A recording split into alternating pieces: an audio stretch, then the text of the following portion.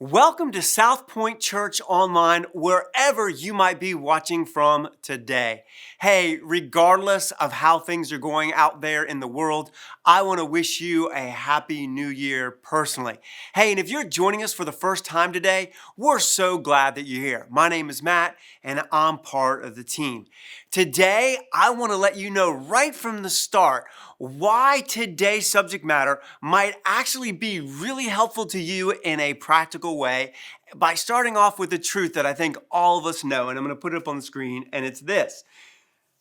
Knowing how to get unstuck is a necessary skill everyone needs. Listen, you already know this. Getting stuck is a regular part of life, regardless of where you're at with Jesus. It doesn't matter whether you're just kind of exploring and trying to figure out who Jesus is, or maybe you never grew up hearing about Jesus as you were growing up, or maybe you've been a follower of Jesus since you were a kid. The reality is that in a broken world where everyone is flawed, myself included, getting stuck is both normal and it's unavoidable. And so this truth, knowing how to get unstuck, is a necessary skill that everyone needs, is something that all of us know to be true. And here would be my bet today, is that all of us, you, me, we, have been stuck in one of these areas probably at least once, and if we're really honest, probably more than once. So I'm going to put them up on the screen.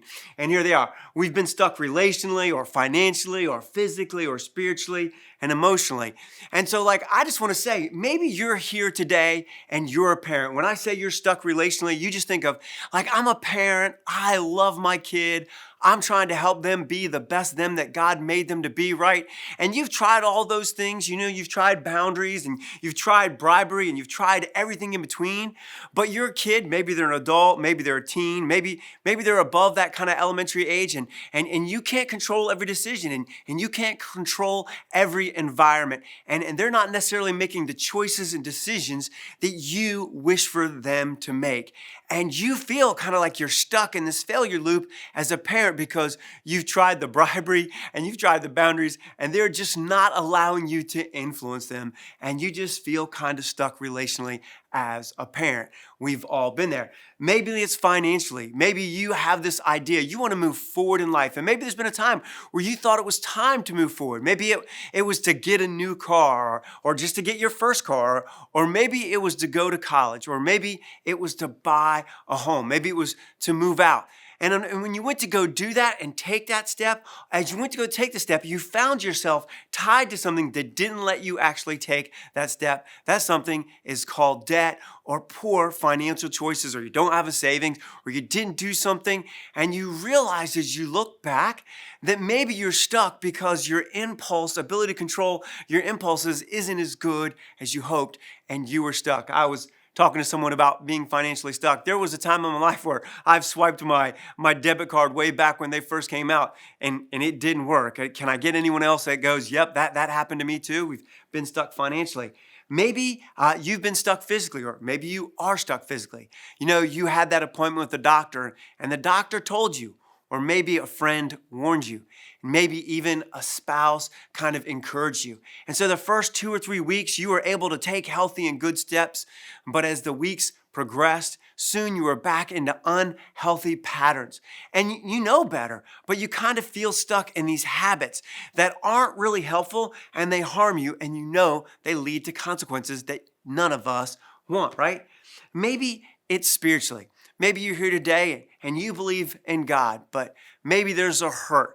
Maybe someone hurt you and you're unwilling to let that hurt go, and there's a disconnect between you and God because of that unforgiveness. Maybe there's a circumstance either in your current life or in your past, and you're kind of mad at God that circumstance happened, and you feel distant from Him, and you feel kind of like just stuck. And for some of us here today, maybe it's a habit or a behavior that we absolutely know that it doesn't honor Jesus. And yet we can't seem to stop ourselves. We lack the self-control necessary to make Jesus smile, right? And so if that's us today, we may be stuck in that pleasure-shame loop. And maybe it's emotionally. Maybe you're here and maybe this happened to you in the past where you were sad or you were mad, or maybe you just didn't even care. And you could see how this was hurting yourself, those that you loved, and the life that you wanted. But every time that emotion welled up within inside you, you couldn't seem to overcome that wave that would just gush out before you could kind of, shut everything down. And you just kind of feel stuck in a rut emotionally.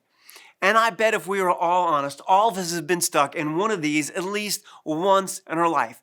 And some of you might be here today and you might be stuck in one of those as we're even doing this. Now, I want to share some good news, and this good news is kind of like good news, and it's this, is you are not alone. Matter of fact, I've been stuck in all of these multiple times in my life. Matter of fact, as I was preparing this message, I thought of this one time. I was probably about 19 or 20, and I was stuck in 4 out of the 5 of these, just in a bad rut, relationally. I wasn't a very healthy person. I remember I was dating this young lady, and her dad took me out to lunch one day, and he said, hey, you can't see my daughter anymore. You have unhealthy patterns and unhealthy behaviors in your life, and it's just not good for my daughter. And I lost that relationship because I just wasn't a healthy person. I remember financially, I was kind of financially inept. Like, I was living with my adopted mom and dad. I hadn't worked enough to save enough. I hadn't been a good steward of my money. I really just wasn't in a good spot. Spiritually, just not in a good spot either. Like, I knew about Jesus, and if I was really honest, I even liked Jesus.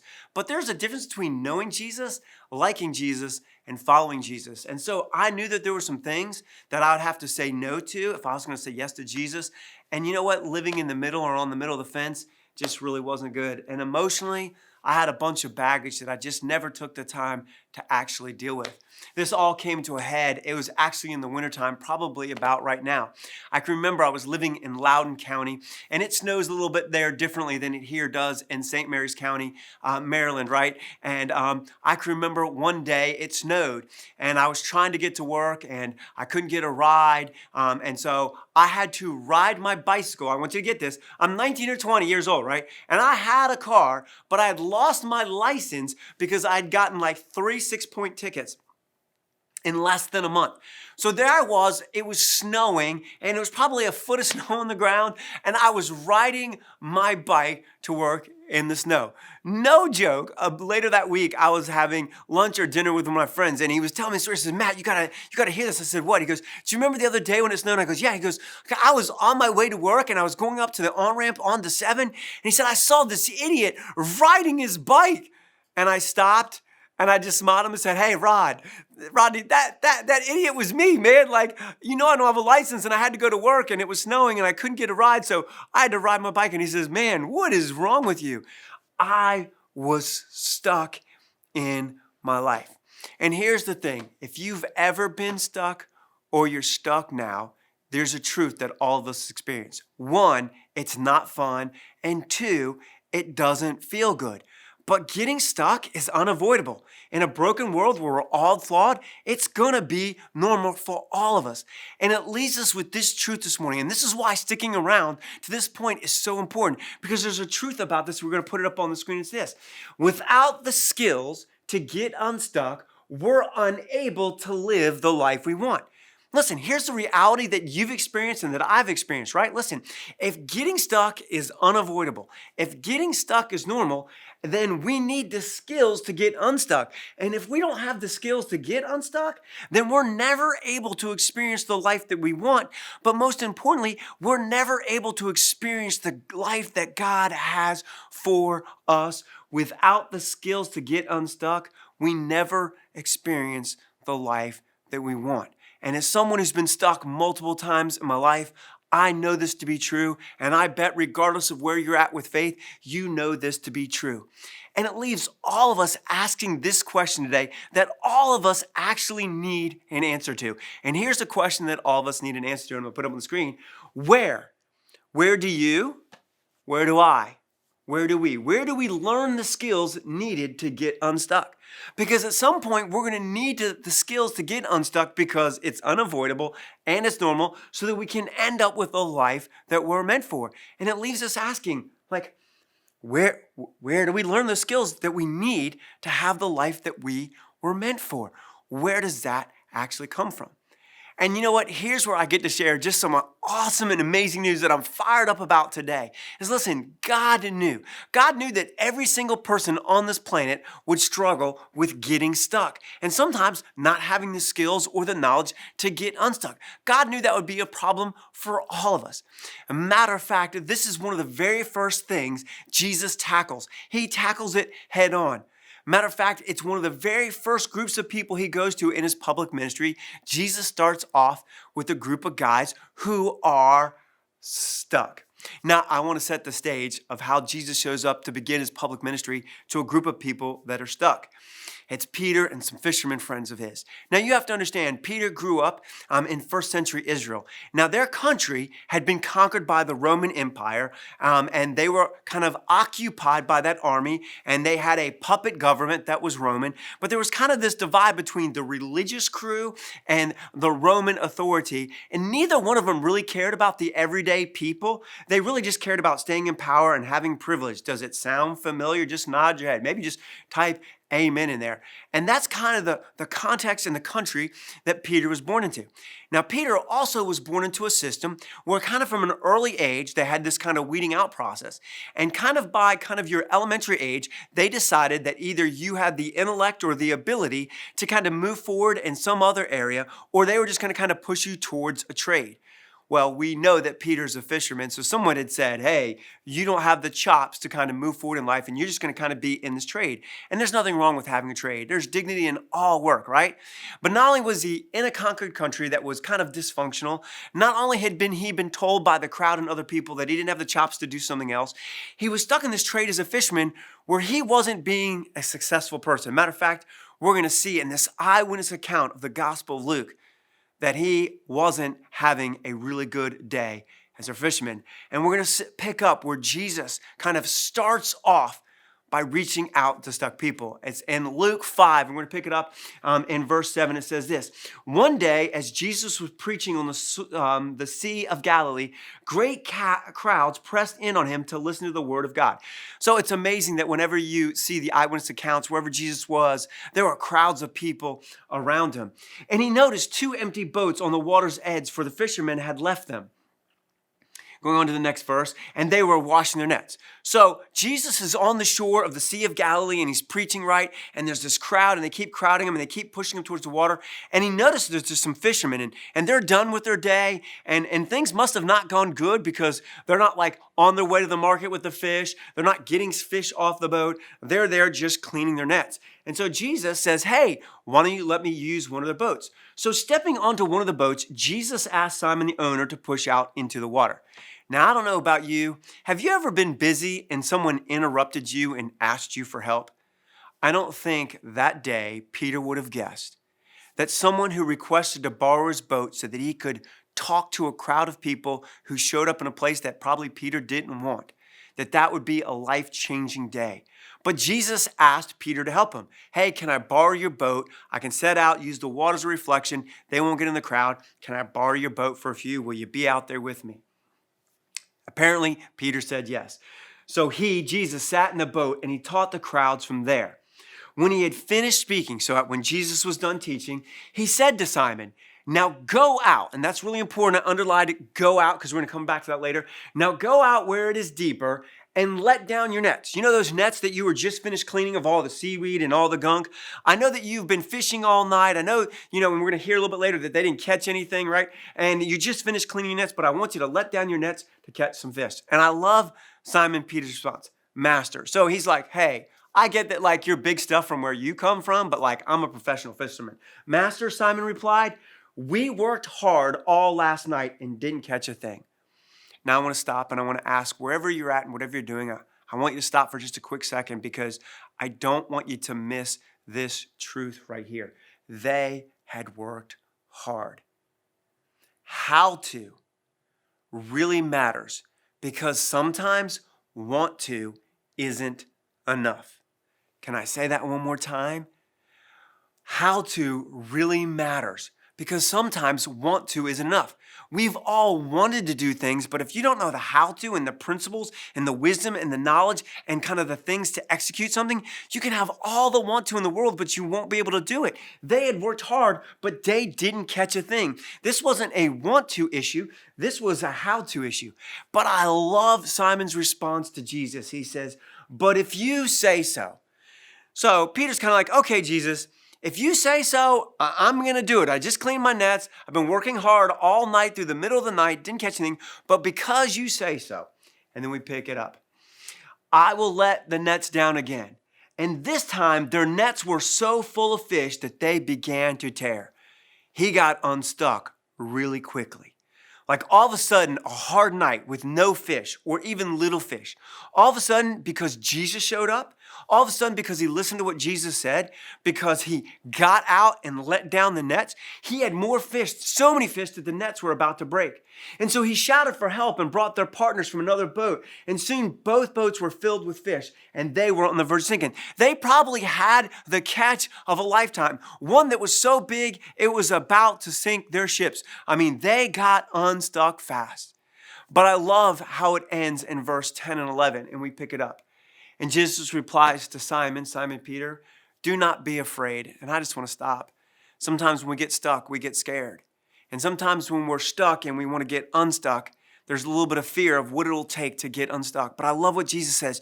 You don't have to be afraid just because you're stuck, right? He says, don't be afraid. From now on, you'll be fishing for people. I don't care what the crowd told you you were able to do. God has a plan for you. I don't care that you weren't able to fish good and not succeed. And he said this, "Come follow me." And as soon as they landed, they left everything. And they didn't just know about Jesus. They didn't just like Jesus. They decided to follow Jesus.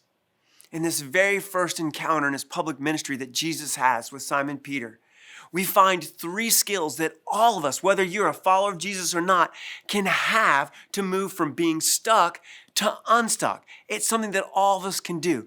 But before we do that, I want you to lean in because I want you to hear something that this passage says so loud and clear. And it's got to be the foundation of this whole series called Unstuck. And I'm going to put it up on the screen, and it's this. God sees you and he cares for you. I want you to know no matter where you're at today, whether you're stuck or unstuck. And what I've discovered is sometimes we're just on kind of the edge or end of getting unstuck. Some of us, we're just entering into a stuck space. And for other of us, like we're unstuck and we're kind of in that middle space. But wherever you're at, God sees you and he cares for you. For some of us here today, and I know I used to be like this, I had made some horrific choices. Choices I knew were dishonorable, just horrible, like just all the worst things that you could think about. And I would go, how could God ever look at me again when I made a choice like that? And maybe you're here today and you're thinking, there's no way that God would look at me. And the great news is Jesus himself tells us this, is that when we were at our worst, God saw us and he loved us and he sent Jesus for us. There is no sin that the blood of Jesus can't forgive, and he sees you. Listen, I got 2 kids and sometimes they do knuckleheaded things. Maybe you just want to type knuckleheaded in the chat. I did some knuckleheaded things, and every once in a while I still do knuckleheaded things. But as a father, I don't turn my back on my kids because they make wrong decisions, because they belong to me. They're my children. God sees you. And I love that God sees you and he cares for you no matter what the circumstance is. I get that sometimes we get stuck not because we chose it. We worked hard. We did all the right things. But in a broken world with flawed people, we sometimes end up in a circumstance that causes us to be stuck. And it's not fun. We didn't choose it. But I want you to know your circumstance is not the measure of God's love. The cross is. That God for so loved the world that he sent his son to die for you and I. And here's what's amazing. Jesus didn't stay on a cross and Jesus didn't stay in the tomb. He conquered hell and death so we won't be defined by our circumstances. We can be defined by the love found in the cross. And what I love about that he sees and he cares for you, I don't care what the religious crowd says, and I don't care what the irreligious crowd has said, what kind of defining words or labels they put on you. I don't care what labels they put on Peter. When Jesus saw him, he says, God has a plan for you. And I want you to know as we kick off this new year, God sees you, he cares for you, and he has a plan for your life. Now, Anytime I share with people that God sees you and he cares for you, people always respond with a statement about to show you. And I know it's a statement that I've said out loud, and I've even kind of shook my hand at heaven and said this statement, and I'm going to put it up on the screen right here. Why doesn't God just fix my problem miraculously, right? Like, come on. Like, how many of us have said, hey, God, I believe in you. I'm going to say yes to Jesus. Could you just fix my problem miraculously? And the reality is that 0.001% of the time, God will do that. But there's a reason why they called miracles miracles, because they're miraculous. The other 99.99% of the time, there's a reason that God doesn't just fix my problem or your problem or our problem miraculously. And those reasons, there are two of them, they're really important and they're founded in love. Hey, listen, the first one is something I call dignity. The reason God doesn't just miraculously fix our problem is something called dignity. You know this and I know this. Love requires choice. If our choices have no consequences and God always comes behind and fix it, then our choices aren't really choices. It's God choosing to fix what he will and won't. And that's not really love, and that's not really a relationship. God gives you and I the dignity. And if we're honest, many of the places we get stuck aren't because of circumstances, aren't because of other people. They're often because of the choices we make. And God isn't just going to come miraculously fix that because he loves us. And our choices matter. That is dignity. And the second one is development. I don't know if you've ever seen a kid who's been rescued by their parent their whole life. Just kind of nod your head. We don't put any names in there. We're not gonna point anybody out. We're not gonna call anybody out. We're not gonna do the shame and blame game here, right? But I bet we can all think of someone we knew that every time they made a mistake, every time when someone went wrong, they expected someone to bail them out, and they never developed into the person that they were meant to be. You see, the reason that God doesn't just fix our problems miraculously is, one, he gives us the dignity of choice, and secondly, he wants us to develop into the people that we're meant to be. And so that's why God doesn't just do it. And today from that passage, I want to share 3 skills that I can learn, that Jesus teaches us, that can move us from being stuck to unstuck, regardless of whether you're a follower of Jesus or not. And so I want to provide some practical help that Jesus actually teaches me and teaches you and teaches all of us today. And so here's what we're going to do. We're going to look at those 3 things that this passage, this encounter Jesus had with Peter, kind of on the shore in the Sea of Galilee. And here's kind of observation number 1, and we're going to put up. God showed up in an opportunity to help another. You know, I kind of think about this. You know, Peter wasn't having a really good day. He was thinking he was stuck. I'm in a conquered country. People told me I would never amount to much, and today I didn't catch anything. I'm exactly who people said I was. Life isn't going the right way. And all of a sudden, he didn't know what Jesus would do when he said, can I get in your boat? He was like, this is an interruption. But he said, hey, Peter, could you help me? Could you let me borrow your boat? And little did Peter know that in that moment, in that opportunity to help Jesus, that God would show up in his life in a remarkable way. Peter's life, or Simon's life, was never the same the day after that. God showed up in an interruption, which really became an opportunity to help another one. And I wonder how many times I've missed an opportunity that God wanted to work in my life because I saw it as an interruption. I wonder how many times God has showed up in an opportunity to help another in your life, and you missed it because you saw it as an interruption. You see, the skill is something simple. Help someone else. And throughout all of the history of mankind, where God has worked in mankind's history, we see that when we help someone else, God will often show up in that. If you want a skill to get unstuck, maybe it's focusing a little bit less just on yourself and going, is there somebody that God's put in my life that I can help? I'll never forget how this played out practically in my own life. I was working for my adopted dad. I was making really good money. I was doing well in life, and my wife and I were newly married. We lived in a nice townhouse, and I was making good money. And I had a friend call me, and he asked me to help him with this thing called Young Life. Now, you need to understand, Young Life is a Christian organization that works with high school students and middle school students. I'd never heard it. I didn't know anything about it. So I was like, hey, and this was my best man from my wedding, Sam, tell me a little bit about what this Young Life thing is.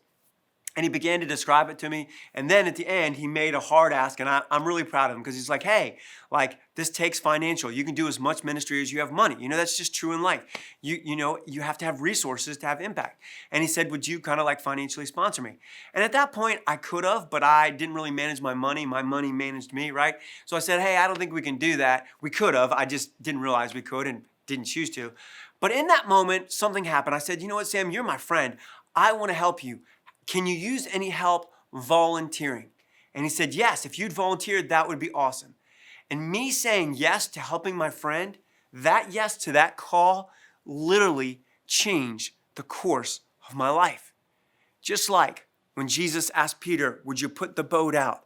That yes to helping changed the course of his life. Maybe, just maybe, God is showing up in your life with an opportunity that you've seen as an interruption. So if there's a skill that can help us get unstuck, it's help someone else. Here's the second observation and a second skill that Jesus teaches us in this interaction. Assembly required. We have to cast off and cast out. I love it. Jesus, when he's done speaking, doesn't go, hey, God, let the sky break open and fish fall into Peter's boat. That's not how it happened. Jesus didn't pray and fish didn't jump up out of the water into Peter's boat. No, Jesus specifically looked at Peter and he said two things that I think are so important. You got to move from where you're at. You got to move. You got to move forward. He said, go out. And what just a simple, practical, true statement that Jesus tells all of us when we're stuck. He says, hey, you can't stay where you are if you want to catch fish. He says, go out and then let your nets back down. He said, you have to cast off and cast out. So I want to stop here and I just want to say something. And I don't mean this hard. I mean this to be helpful. I've seen way too many church folk say, I'm just praying that God would show up. And you know what? You need to stop praying and you need to move. You need to take some action. You've done the praying part, but there's an action that required. Peter didn't need to pray. He needed to follow the instructions to move and then to put his net out. And I would say the same to those of you that maybe aren't followers of Jesus and you're just exploring him. Maybe just kind of in kind of self-pity or just in hurt or maybe just in sadness going, I've tried, and it didn't work. And you're just going to go, I guess this is just the way it is. And I think Jesus says, no, we have to move. We have to take one step in the right direction. As soon as Peter went back out into the deep and when he let out his nets, then God brought the fish. And so I don't know what area of life you might be stuck in, if there's any. But maybe this is information for the future when you're about to get stuck or you're stuck, right? Is that you need to move. You need to cast off and cast out. I'll never forget what this looked like in my own life. I was working for my adopted dad, and he had this plan. My adopted dad owns two businesses, and they're worth millions and millions and millions of dollars. I don't want to brag on him, but he's awesome, right? And he had told me kind of this plan of like, hey, son, like you worked and you did this, but eventually I'd like to move you up into kind of like a partnership and ownership. And that's pretty intoxicating that my dad would be that proud of me that he could think that I could be a part of a business and own that. And, growing up somewhat poor and growing up somewhat without resources. And, I was like, man, that is awesome. I could be an owner. And that was really bright. But I was doing this thing, Young Life. And I loved working with high school kids and middle school kids and helping them know that there was a God who made them and a God who loved them and a God who wanted to be their friend. And I'll never forget when Young Life, this organization in Loudoun County, asked me to come on staff part-time. I had a choice. I could go, yay, God might move me someday, use me someday, but now I'm going to do this thing. And so I took this one small step. I said, yes, I'll come on part-time. And saying yes to that one step had lifetime ramifications. And it's one of the reasons that I'm even here today speaking before you. And so I just want to ask, you know what? I bet all of us have gone to the store and we've bought something and it was cool and we got it. The gift of salvation, the gift of God's love and his plan, it's a gift to you. But there's some assembly required. It requires a partnership where we cast off and we cast out. It requires action on our part. Which leads me to the third principle, the third skill that Jesus teaches us, and it's this. Getting unstuck is a journey, not a destination.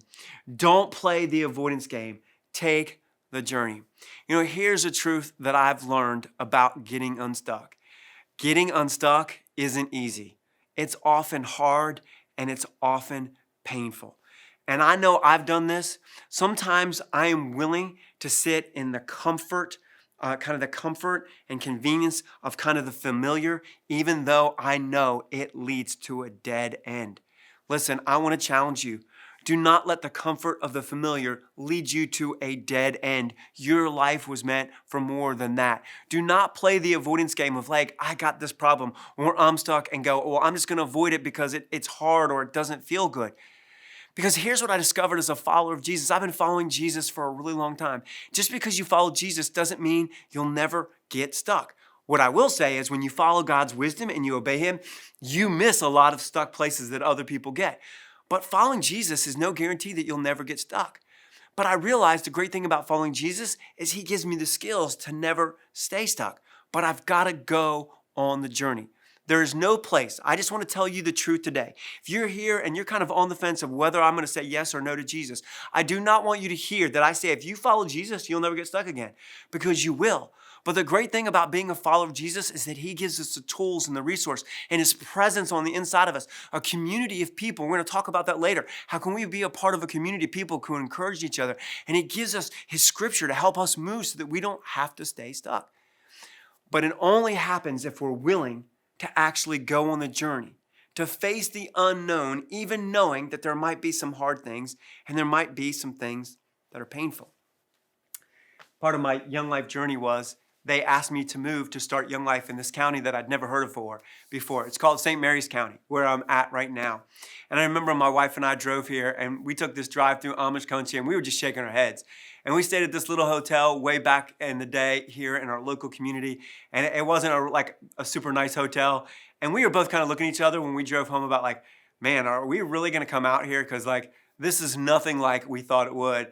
And to be honest with you, I had a lot of pride and I was young. I was like, man, no one's going to be able to find me out here. I'm not going to be famous. Like, no way I'm not going to do this. But you know what? I said, this might not be easy, but I know this community, these kids, you know what? This is a good opportunity for me to say yes. And even though it's unknown and I don't have all the answers and I can't see it, and it may not be easy, I think it's still the right step to take. And you know what? I have never regretted in all the time that I've lived here making that move. Even though my wife cried all the way here, even though we didn't have any friends, our parents were far away, our cat threw up in the car on the way, and there was some pain and there was some discomfort in kind of that transition.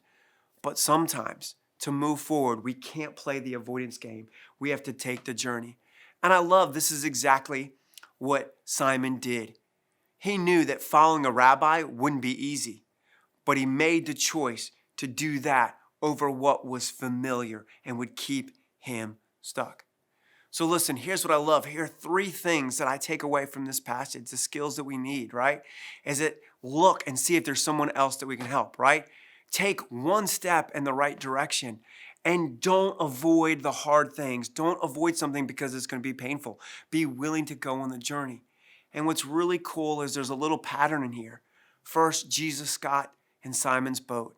So I want to ask, have you invited Jesus into the boat of your life? And second, Simon followed Jesus' instructions. I want to ask you a question. Are there some instructions that you know that God has given you and you're just not doing them? If we follow his instructions, maybe it'll help us get unstuck.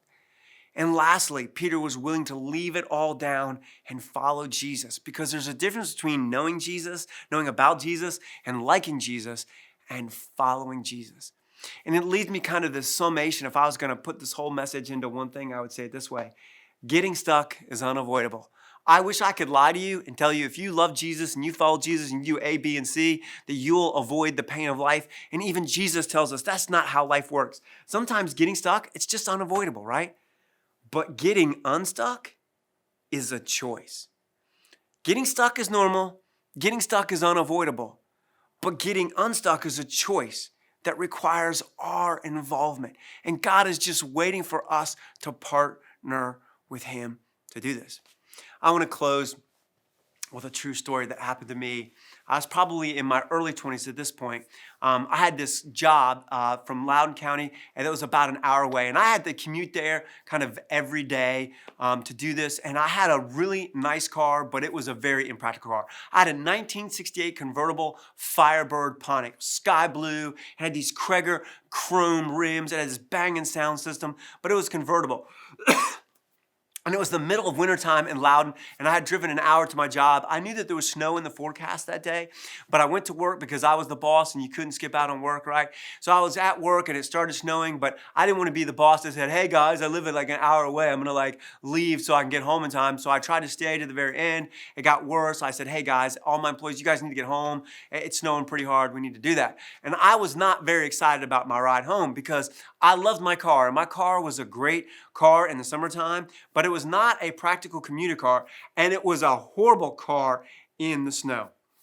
Now, as I thought about my ride home, I said, listen, there's only one area that I think, man, if I can just make it past that, I most likely will not get stuck. And sure enough, I got right to the place where I was worried about. It was this kind of giant curve and this really long hill. I said, man, if I can just get enough speed. The problem is that people in front of me and people behind me. And the people in front of me were driving slow, which they should have because it was snowing. But I knew that if I didn't get enough momentum, there was no way my car with rear-wheel drive that had no weight in the back was going to make it up the hill. So can you guess what happened? I absolutely 100% got stuck. I got stuck on the side of the road. Like my car wasn't gonna make it, and it was fishtailing. And I finally got it pushed off to the other side of the road so that other cars could go. And I forget how I got home. I don't know if someone just gave me a ride, but it was cold, it was snowy, my car was stuck. I was sad. I was worried that my car was gonna get hit by somebody. And there it was, I didn't have a car. I had to make this journey. And here's the thing that I want you to know. My car didn't stay stuck. The snowstorm ended. They salted the roads. The sun came out, it melted, and I was able to get unstuck. But I'll never forget the statement that someone had asked me after my car was stuck. They said, hey, why didn't you stop before you left to get chains on your tire or to get some sandbags and put them in the back so you could be weighted down so that you could drive? I didn't know. But now I know, and I'll never get stuck that way again. A life is a lot like that little trip. I want to be totally honest. I love Jesus, but there are some times that I don't have all the answers. But I know the first step to getting unstuck is taking the next right step. And the reason that I'm willing, even when I'm stuck and it's hard and it's painful, to take the next right step is because God sees us. God cares about us. And God has a plan. So I have two simple challenges for all of us today. The first challenge is something that all of us can do, whether you have faith or not. I call it the 10-second prayer. Before you leave your bedroom in the morning, pray this prayer. God, would you give me eyes to see where you might be showing up today? I mean, it's that simple. It'll take less than 10 seconds. Before you exit your bedroom, when you get up in the morning, stop, sit on the edge of your bed and go, hey, God, would you give me eyes to see where you might be showing up today? Hey, God, would you give me ears to hear where you might be speaking today? Hey, God, would you give me a heart that has courage that when I get an interruption, it might actually be an opportunity? 10-second prayer for the next 7 days. Pray, God, where might you be showing up in my life? And then here's challenge number 2. Come back next Sunday. Hey, at South Point, we're so glad that you showed up. Let me pray for us and our time together. Hey, God, thank you that you see us. Thank you that you love us, that you see us and love us regardless of the failed choices, regardless of what the crowd said about us, regardless of the circumstances. In Christ Jesus, you love us as much as you can. And you have a plan, God. And God, you have the ability to give us skills so that we don't have to stay stuck. God, I pray that you would help us to see where you might be showing up in our lives this week. This is our prayer in Jesus' name. Amen. And never forget, you matter deeply to God.